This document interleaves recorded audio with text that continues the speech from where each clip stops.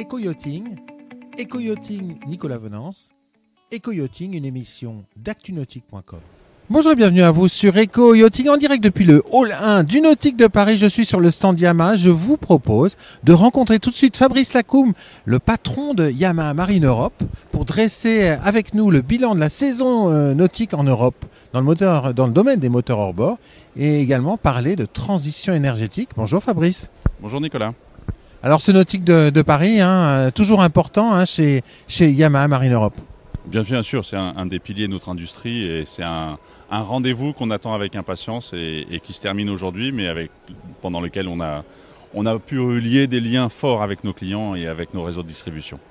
Alors vous, c'est intéressant de vous rencontrer, Fabrice Lacombe, parce que vous êtes patron européen de Yamaha Marine, donc vous avez vraiment une vision transverse des différents marchés. Oui, effectivement. Donc, on est en charge de la distribution en Europe et donc effectivement, on a une vue globale du marché européen. Donc, une année 2022 qui se termine toujours plutôt positive, contrainte encore une fois par certains problèmes de disponibilité, de livraison, des problèmes logistiques, des problèmes d'approvisionnement, mais une année qui sera marquée encore une fois par une progression du marché globalement, porté par une première moitié 2022 vraiment très très très positive, surfant sur les commandes qu'on avait prises en 2021, qui n'ont pas toujours été facile de livrer, donc surfant là-dessus. La deuxième moitié de 2022, elle est un peu plus contrainte, on sent poindre des incertitudes. Alors pour ne pas mettre tout dans le même panier, on va dire que la limite, elle est toujours fluctuante, mais on va dire que sur les bateaux jusqu'à 8-9 mètres, on sent qu'il commence à avoir quelques incertitudes créées par l'environnement géopolitique, l'inflation, les taux d'intérêt qui remontent. Donc il y a quelques incertitudes. Donc on sent qu'on retombe sur un marché, j'ai envie de dire, normal, après 3 années euphoriques. En ce qui concerne les bateaux de plus forte taille, avec plus forte motorisation, là, on sent qu'il y a encore une demande assez forte et l'année 2023 se présente plutôt positive dans cette catégorie de produits. Est-ce qu'il y a des évolutions ou des différences notables entre l'Europe du Nord, l'Europe, on va dire, plutôt centrale, France, Allemagne, Belgique, Suisse, et l'Europe du Sud? Eh bien, pour rebondir sur ce que je viens de dire, l'Europe du Nord, le cœur du marché, il est vraiment dans ces bateaux entre 5 et 8-9 mètres.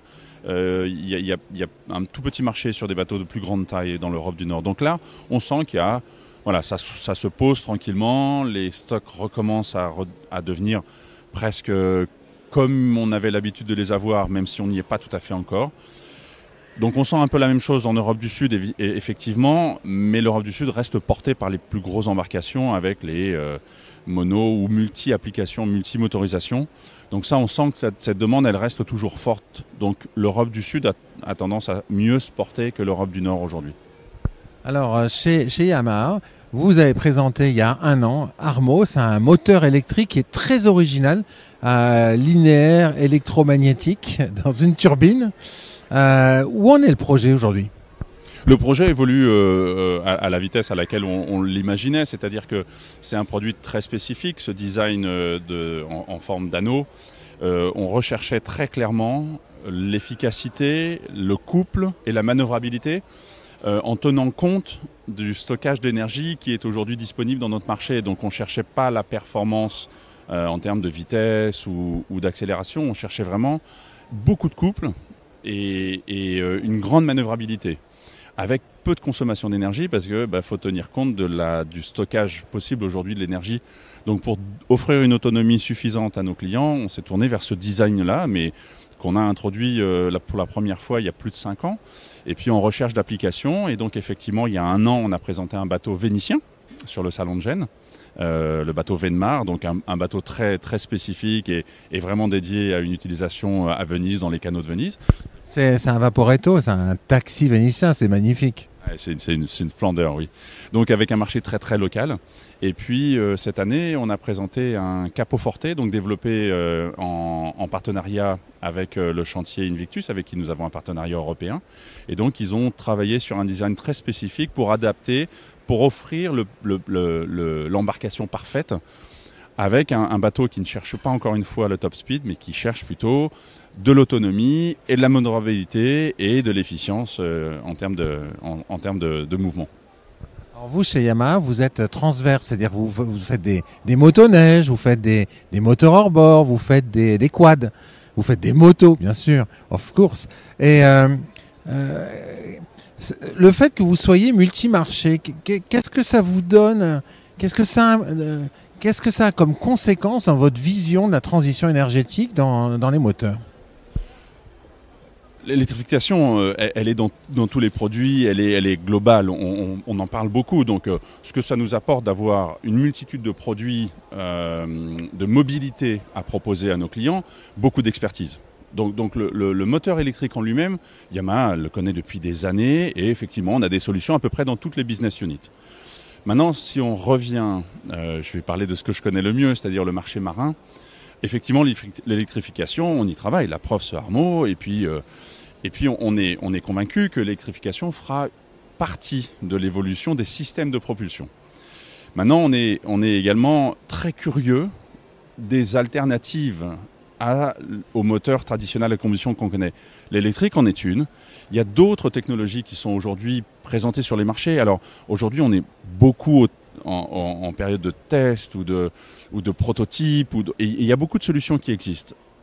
Notre ressenti et notre conviction, c'est qu'en fonction de l'embarcation, en fonction de l'usage, du client, de l'endroit d'utilisation, il y aura plusieurs alternatives de technologie au système de propulsion. Donc il faudra s'adapter, encore une fois, et être très précis sur ce qu'on veut offrir à nos clients. On n'est pas convaincu que l'électrification pure sera l'unique solution des systèmes de propulsion dans l'avenir. À quoi vous pensez par exemple comme technologie alternative? Non mais on en voit et sur le salon il y en a quelques-unes ici. Alors on est au balbutiement et beaucoup de respect pour tout ce qui existe et tout ce qui est fait parce que ça crée de l'émulation et ça va nous permettre d'être créatifs et d'aller chercher d'autres. Mais il y a l'hydrogène, il y a l'appui de la combustion, il y a les biocarburants, enfin ça foisonne partout. Maintenant ça a beaucoup de conséquences, ça a des inconvénients et des bénéfices. Encore une fois on en est à plus... chercher la bonne solution à la bonne embarcation pour le bon client, la bonne application. Et ce sera une multitude, certainement. On est à peu près persuadé qu'il n'y a pas une vérité. Voilà. Ça foisonne et ça recherche et ça se creuse le cerveau actuellement chez YAM. Exactement, oui. Et voir de nouveaux acteurs arriver, ça crée une émulation. Et donc, il va falloir qu'on soit assez précis et très créatif. Mais je n'ai pas de doute. Sachant, Fabrice Lacombe, que quand on s'intéresse un peu au moteur actuel, il rejette 50 à 70% de moins d'émissions que des moteurs d'il y a 10-15 ans. Alors je ne parle même pas des moteurs plus anciens. Oui, tout à fait. Très bonne remarque.